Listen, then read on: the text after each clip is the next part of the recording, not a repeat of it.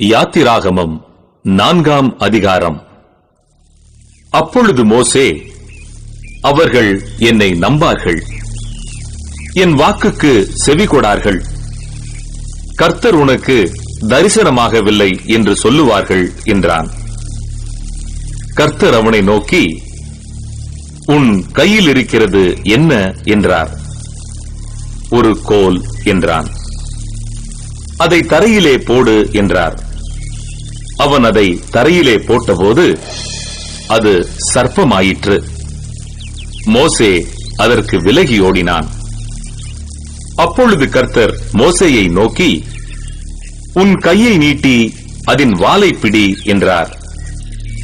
அவன் தன் கையை நீட்டி அதை பிடித்தபோது அது அவன் கையிலே கோலாயிற்று. ஆபிரகாமின் தேவனும் ஈசாக்கின் தேவனும் யாக்கோபின் தேவனுமாயிருக்கிற தங்கள் பிதாக்களுடைய தேவனாகிய கர்த்தர் உனக்கு தரிசனமானதை அவர்கள் நம்புவதற்கு இதுவே அடையாளம் என்றார். மேலும் கர்த்தர் அவனை நோக்கி, உன் கையை உன் மடியிலே போடு என்றார். அவன் தன் கையை தன் மடியிலே போட்டு அதை வெளியே எடுக்கும்போது இதோ அவன் கை உறைந்த மழையைப் போல வெண்குஷ்டம் பிடித்திருந்தது. அவர், உன் கையை திரும்பவும் உன் மடியிலே போடு என்றார்.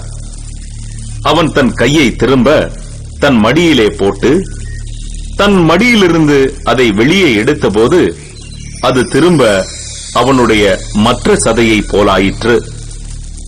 அப்பொழுது அவர், முந்தின அடையாளத்தை அவர்கள் கண்டு உன்னை நம்பாமலும் உனக்கு செவி கொடாமலும் போனால் பிந்தின அடையாளத்தை கண்டு நம்புவார்கள். இவ்விரண்டு அடையாளங்களையும் அவர்கள் நம்பாமலும் உன் வாக்குக்கு செவி கொடாமலும் இருப்பார்களானால் அப்பொழுது நீ நதியின் தண்ணீரை மொண்டு நிலத்தில் ஊற்றுவாயாக. நதியில் மொண்ட தண்ணீர் வெட்டாந்தரையிலே இரத்தமாகும் என்றார். அப்பொழுது மோசே கர்த்தரை நோக்கி, ஆண்டவரே, இதற்கு முன்னாவது தேவரீர் உமது அடியேனோடே பேசினதற்கு பின்னாவது நான் வாக்கு வல்லவன் அல்ல, நான் திக்குவாயும் மந்த நாவும் உள்ளவன் என்றான். அப்பொழுது கர்த்தர் அவனை நோக்கி, மனுஷனுக்கு வாயை உண்டாக்கினவர் யார்? ஊமையனையும் செவிடனையும் பார்வையுள்ளவனையும் குருடனையும் உண்டாக்கினவர் யார்? கர்த்தராகிய நான் அல்லவா? ஆதலால் நீ போ, நான் உன் வாயோடே இருந்து நீ பேச வேண்டியதை உனக்கு போதிப்பேன் என்றார். அதற்கு அவன், ஆண்டவரே, நீர் அனுப்ப சித்தமாயிருக்கிற யாரையாகிலும் அனுப்பும் என்றான். அப்பொழுது கர்த்தர் மோசேயின் மேல் கோபம் மூண்டவராகி, லேவியனாகிய ஆரோன் உன் சகோதரன் அல்லவா? அவன் நன்றாய் பேசுகிறவன் என்று அறிவேன். அவன் உன்னை சந்திக்க புறப்பட்டு வருகிறான். உன்னை காணும்போது அவன் இருதயம் மகிழும். நீ அவனோடே பேசி அவன் வாயில் வார்த்தைகளை போடு. நான் உன் வாயிலும் அவன் வாயிலும் இருந்து நீங்கள் செய்ய வேண்டியதை உங்களுக்கு உணர்த்துவேன். அவன் உனக்கு பதிலாக ஜனங்களோடே பேசுவான். இவ்விதமாய் அவன் உனக்கு வாயாக இருப்பான், நீ அவனுக்கு தேவனாக இருப்பாய். இந்த கோலையும் உன் கையிலே பிடித்துக் கொண்டு போ, இதனால் நீ அடையாளங்களை செய்வாய் என்றார். மோசே தன் மாமனாகிய எத்திரோவினிடத்துக்கு வந்து, நான் எகிப்தில் இருக்கிற என் சகோதரரிடத்துக்கு திரும்பி போய் அவர்கள் இன்னும் உயிரோடு இருக்கிறார்களா என்று பார்க்கும்படி புறப்பட்டு போக உத்தரவு தர வேண்டும் என்றான். அப்பொழுது எத்திரோ மோசேயை நோக்கி, சுகமாய் போய் வாரும் என்றான். பின்னும் கர்த்தர் மீதியானிலே மோசேயை நோக்கி, நீ எகிப்துக்கு திரும்பி போ, உன் பிராணனை வாங்க தேடின மனிதர் எல்லாரும் இறந்து போனார்கள் என்றார். அப்பொழுது மோசே தன் மனைவியையும் தன் பிள்ளைகளையும் கழுதையின் மேல் ஏற்றிக்கொண்டு எகிப்து தேசத்துக்கு திரும்பினான். தேவனுடைய கோலையும் மோசே தன் கையிலே பிடித்துக் கொண்டு போனான். அப்பொழுது கர்த்தர் மோசேயை நோக்கி, நீ எகிப்திலே திரும்பி போய் சேர்ந்த பின் நான் உன் கையில் அளித்திருக்கிற அற்புதங்கள் யாவையும் பார்வோனுக்கு முன்பாக செய்யும்படி எச்சரிக்கையாயிரு. ஆகிலும் நான் அவன் இருதயத்தை கடினப்படுத்துவேன், அவன் ஜனத்தை போகவிடான்.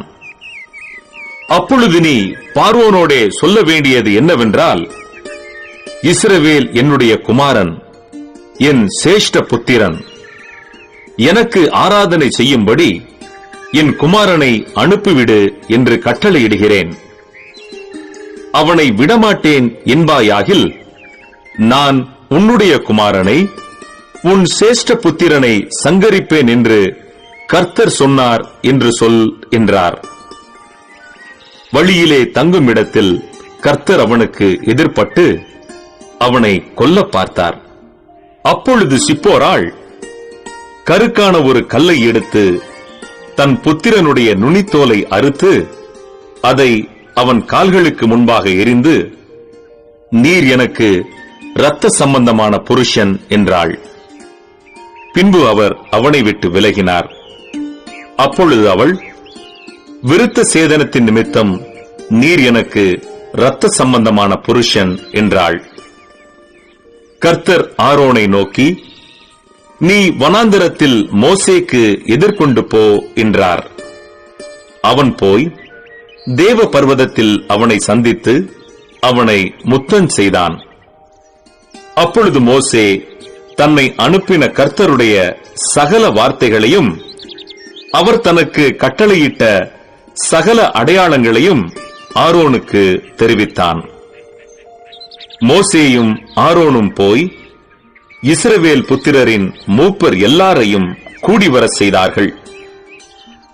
கர்த்தர் மோசேக்கு சொல்லிய சகல வார்த்தைகளையும் ஆரோன் சொல்லி ஜனங்களின் கண்களுக்கு முன்பாக அந்த அடையாளங்களையும் செய்தான்.